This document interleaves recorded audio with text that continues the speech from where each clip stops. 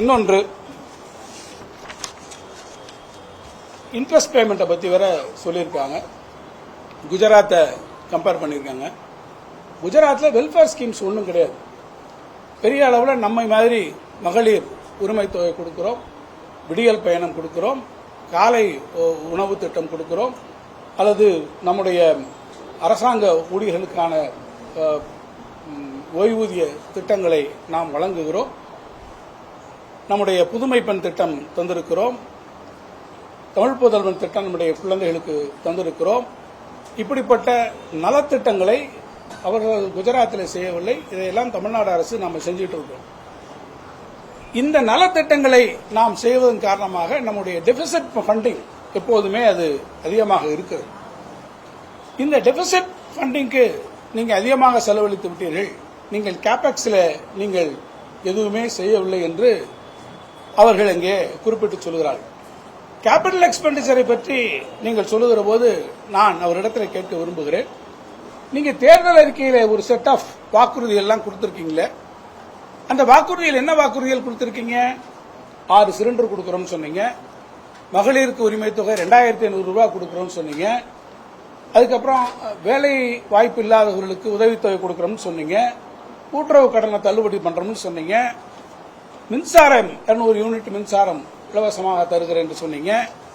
அதே போல ஓஏபி வாங்குறவங்க மாற்றுத்திறனாளி தோழர்களுக்கு அவருடைய ஓய்வூதியத்தை உயர்த்தி தருகிறோம் என்று நீங்கள் சொன்னீங்க. நீங்க சொல்லியிருக்கக்கூடிய இத்தனையும் கேபிட்டல் எக்ஸ்பெண்டிச்சர்லயா வருது? எங்கேயாவது கேபிட்டல் எக்ஸ்பெண்டிச்சர் பத்தி நீங்க உங்களுடைய வாக்குறுதியில பேசிருக்கீங்களா? இல்லையே.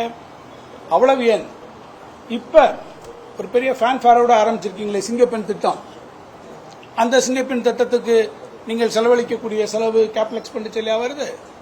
காலை உணவு திட்டத்தை விரிவாக்கம் செய்கிறேன் என்று சொல்லுகிறீர்களே, வரவேற்கிறோம்.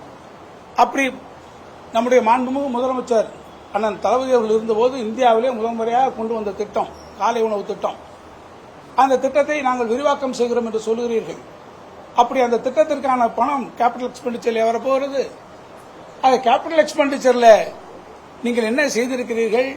கேபிட்டல் எக்ஸ்பெண்டிச்சர் எங்கே அதிகமாக வரக்கூடிய திட்டங்கள் திராவிட முன்னேற்ற கழக ஆட்சியிலே சொன்ன திட்டங்களை வந்தவுடனே நிறுத்துவதற்கான வேலையை பார்க்கிறீர்கள்.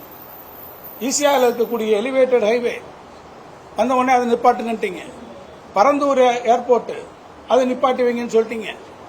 அதே போல தமிழ்நாட்டில் நடந்து கொண்டிருக்கக்கூடிய ஹைவேஸ் பிடபிள்யூடி ஒர்க் எல்லா வேலையும் நிறுத்தி வைங்கன்னு சொல்லியிருக்கீங்க. எங்கெல்லாம் கேபிட்டல் எக்ஸ்பெண்டிச்சர் ப்ராஜெக்ட்ஸ் வருதோ அங்கெல்லாம் நிறுத்தி வைங்கள் என்று சொல்லிவிட்டு வெள்ளை அறிக்கையிலே மூலதன செலவுகளிலே நீங்கள் முக்கியத்துவம் தரவில்லை என்று சொல்வது எந்த வகையிலே பொருத்தமாக இருக்கும் என்று நான் உங்களிடத்தில் கேள்வியை எழுப்ப விரும்புகிறேன். அதே போல ரெவென்யூ டெபிசிட்டை பத்தி, ரெவென்யூ டெபிசிட் வந்து ஸ்ட்ரக்சரலா இருக்கு அப்படின்னு ஒன்னு நீங்க சொல்றீங்க. கோவிட் தொற்றுக்கு முன்பே கூட ரெவென்யூ டெபிசிட் அதிகமாக இருந்தது. கடந்த அதிமுக ஆட்சியில அது மிக அதிகமான ஒரு நிலைமையில் இருந்தது. திமுக ஆட்சிக்கு வந்ததுக்கு பிறகு ரெவென்யூ டெபிசிட்டை நம்ம குறைக்கிறோம். ரெவென்யூ டெபிசிட்டோடைய போக்கை நான் உங்களுக்கு சொன்னேன். 45,000 கோடியாக அது குறைக்கப்பட்டு வந்தது.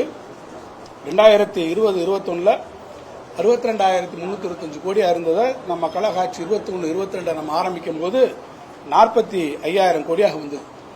ஏறத்தாழ 20-21 3.486% ஜிஎஸ்டிபியில உங்களுடைய ரெவென்யூ டெபிசிட்டோடைய ரேஷியோ என்னவாக இருந்தது? 3.48 இருந்து திருப்பி 2024-25 1.47 இந்த வருவாய் பற்றாக்குறையினுடைய விகிதத்தை நாம் தொடர்ச்சியாக குறைத்திருக்கிறோம்.